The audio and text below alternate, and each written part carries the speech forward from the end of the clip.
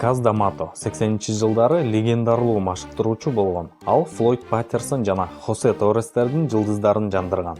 70 жашка чыкканда жетишкен ийгиликтерине тообо кылып эс алчу мезгил келген. Бирок күтүлбөгөн жерден ал түзөтүү мекемеси баш тарткан баланы багып алууну чечти. Машыктыруучунун бул кадамы бекер болгон жок. Анткени балага жөн гана туура мамиле керек болчу. Казга баланы тарбиялоо оңой болду деп айтууга болбойт. Дем алыш күндөрү бала апасына жолугууга барып, кээде 4-5 күн жоголуп кетчү. Дамато кыжыры кайнап аны издеп жөнөчү.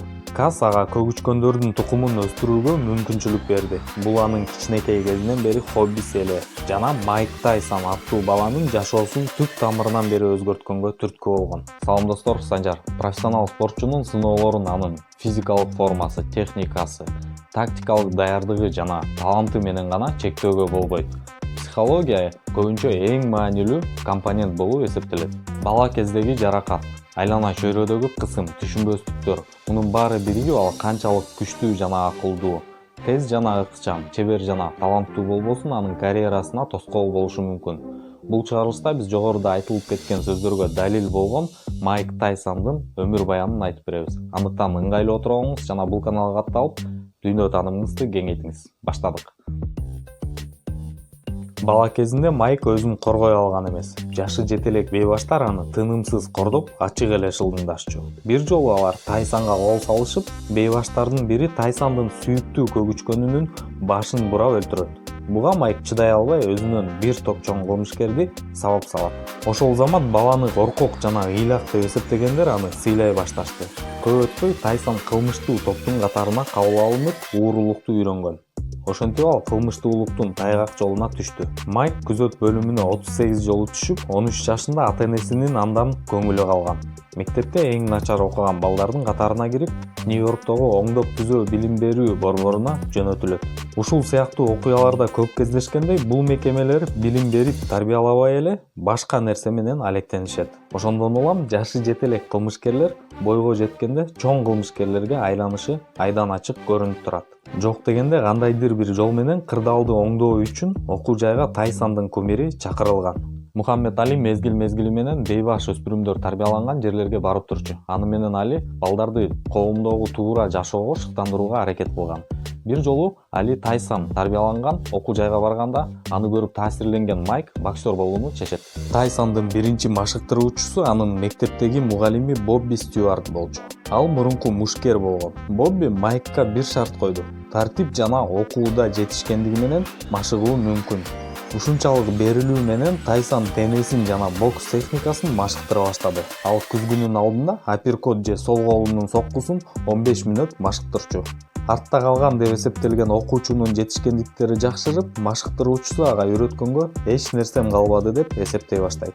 Ошентип машыктыруучу Даматога жолукканда Майк дагы көп мүмкүнчүлүктөргө ээ болду. Тайсондун командасына Каздын жардамы менен чыныгы профессионалдар, машыктыруучулар, спарринг өнөктөштөр, массажисттер жана менеджерлер кошулду. Булгурактагы бала үчүн эки колунун соккусу өтө күчтүү болгондуктан ага спарринг өнөктөштөрдү табуу өтө кыйын болду.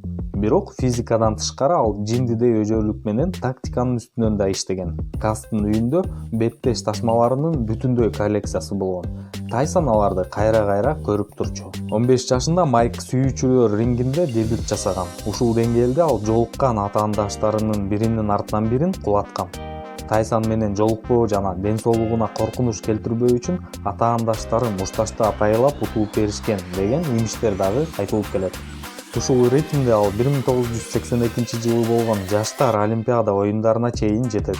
Алгачкы беттеште эле Олимпиаданын алтын медалын ким алаары белгилүү болду. Ал беттешти 8 секундада аяктады. Жыйынтыгында бардыгы ойлогондой болуп өттү. Тайсон трибунанын биринчи тепкичине чыкты. 84-жылы чоңдор арасындагы Олимпиадада Майк өзүнүн ийгилигин кайра кайталаш керек болчу, бирок тандап алуу беттештеринде судьялар Майкты утулду деп эсептеп, ал Олимпиада оюндарына өтпөй калган.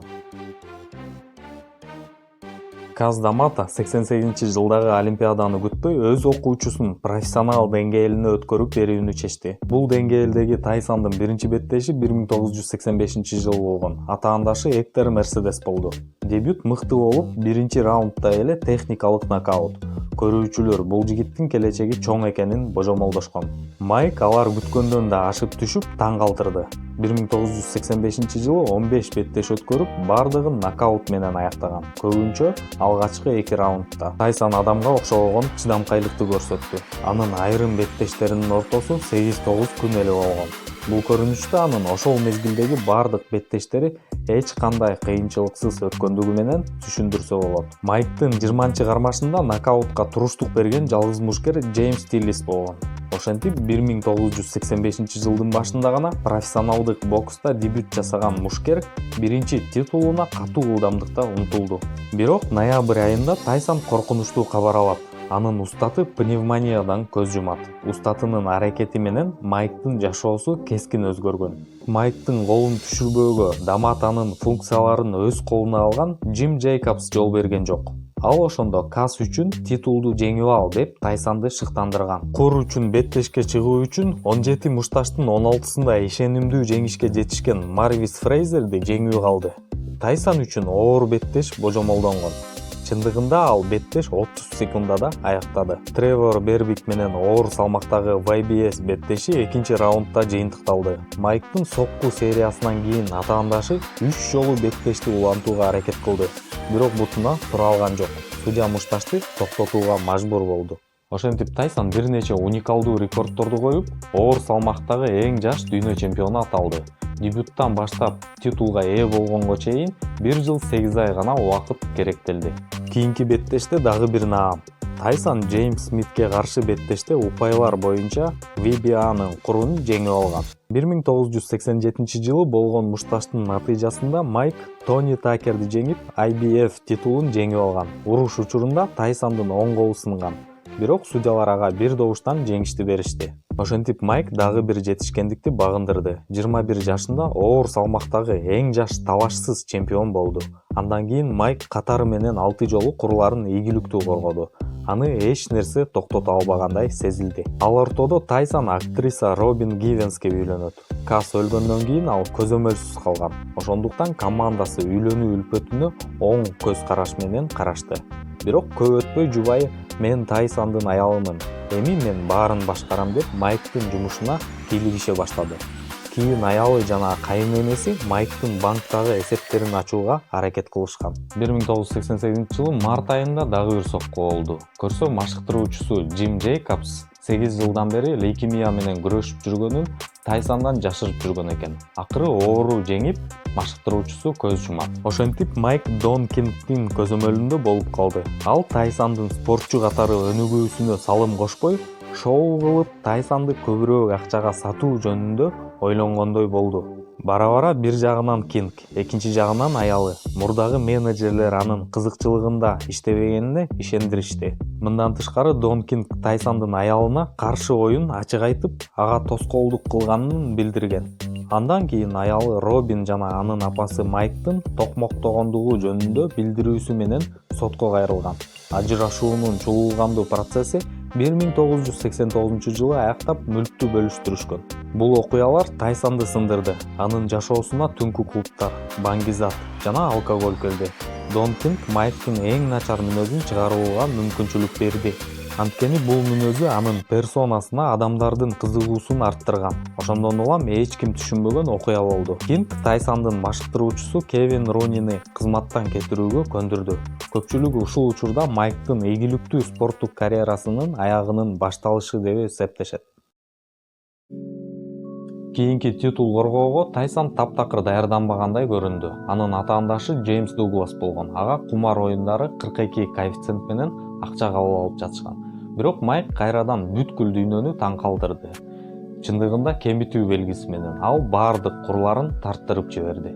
Июль 1991-жыл. Дезири Вашингтон, 18 жаштагы модель, Майк зордуктады деген айыптоо менен сотко берди. Тайсон бардыгы өз ара каалоо менен болгон деп актанат.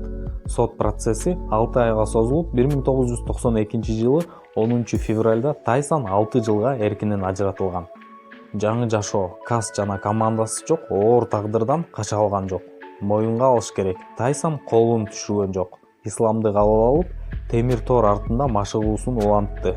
Натыйжада 1995-жылы 25-мартта үлгүлүү журум түрүмү үчүн абактан бошотулган. Рингке кайтып келип 4 жеңишти катары менен утуп алды. Анан дагы курду дагы жеңип алганга үлгүрдү. 1996-жылдын сентябрь айында биринчи раундда нокаут менен Тайсон Брюс Селдонго каршы беттешинде YBA версиясынын титулун жеңип алды. Ал дагы деле өзүнүн күчтүү соккусун жоготкон эмес, бирок мурдагы ылдамдыкты жана туруктуулукту жоготкону кийин сезилет. 2 айдан кийин Холлифилдке каршы беттеште Майк 11-раундда кулап жыгылат. Кейинки жылдын башында Тайсон кайрадан үйлөндү. Моника Тернер менен баш кошуусу бара-бара башаламандыкка кайтып келе жаткан Майктын жашоосун жакшы нукка бурганга жардам бериш керек эле. Бирок жайында ал Холлифилдтен өч алууга даяр эместигин көрсөттү. Беттеш башталгандан тартып Холлифилд Тайсондун кыжырына тийип, акыры максатына жетти. Майк карьерасындагы эң көп эсинде калган иш-аракет жасады. Ал атаандашынын кулагын тиштеп алды. Болгондо да 2 жолу тиштеген. Биринчиси судьянын эскертүүсү менен бүтсө, андан кийинкисине мушташты токтотууга аргасыз болгон. Айласы кеткен Майк мушташ уюштуруп, көрүүчүлөр корккондорунан окуя болгон жерден качып жөнөштү. Тайсон лицензиясынан ажыратылды. Ал акча табуу үчүн күрөш боюнча шоуларга катышып баштайт. Көпчүлүк бул кадамын Майктын карьерасы аяктады деп түшүнүштү. 1999-жылы ал лицензия алып, кайрадан карьерасын улантууга аракет кылган. Ал Анджей Галатага каршы ишенимдүү беттеш өткөрүп, атаандашы кийин узак мөөнөттүү дарыланууга өтүүгө мажбур кылган. Кийин Майкты допингке текшергенде анын канынан баңгизат колдонгон деген издер чыгат. 2000-жылы ал жоготкон атак даңкын кайтарып алууга мүмкүнчүлүк алды. Леннокс Льюис менен кагылышкан. Эгерде мурун Майк өзүнүн физикалык абалы менен көйгөйлөргө туш болсо, бул учурда мурунку күчүн жоготкону ачык көрүнүп турду. Натыйжада ал Леннокска 8-раундда нокаут менен жеңилип берди.